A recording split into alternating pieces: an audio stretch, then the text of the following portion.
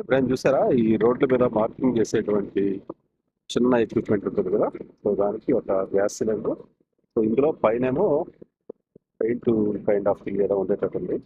Silica కలుపుతారు అందులో. Part కింద మాట పెట్టారు.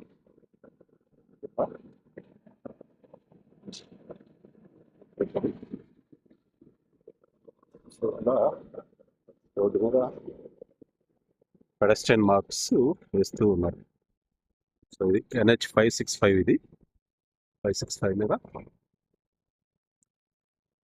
పెడస్ట్రియన్ మార్క్స్ వేస్తూ ఉన్నారు. దానికి దగ్గర పురుగు అంతా వర్క్ చేస్తూ ఉంది.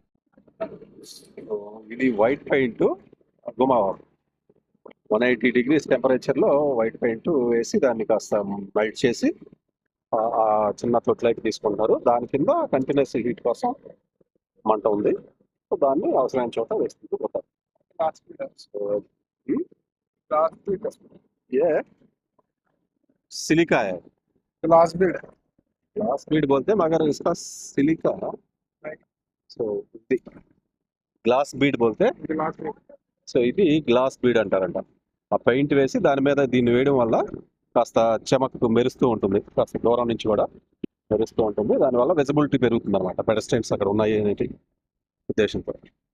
సో అది దీనికి ఉన్న దీని వెనక ఉన్నటువంటి చిన్న ట్రిక్, మంత్రాంగం, రైట్.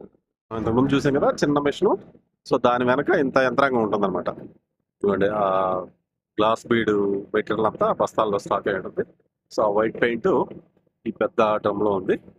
ఇది ఎప్పుడు ఫైర్ రన్ అవుతూనే ఉంది. సో దీంట్లో నుంచి ఆ చిన్న ట్యాంక్లోకి డంప్ చేసుకుంటారు. సో ఇలా ఉంటుంది వీళ్ళ సెటప్ అంతా.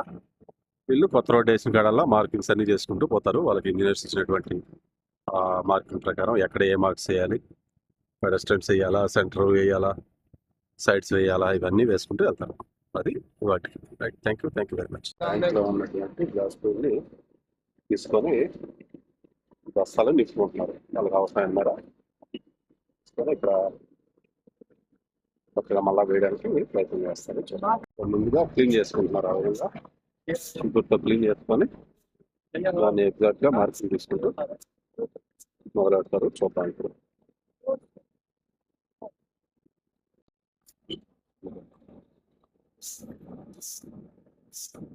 ఎగ్జాక్ట్గా మార్కింగ్ మీద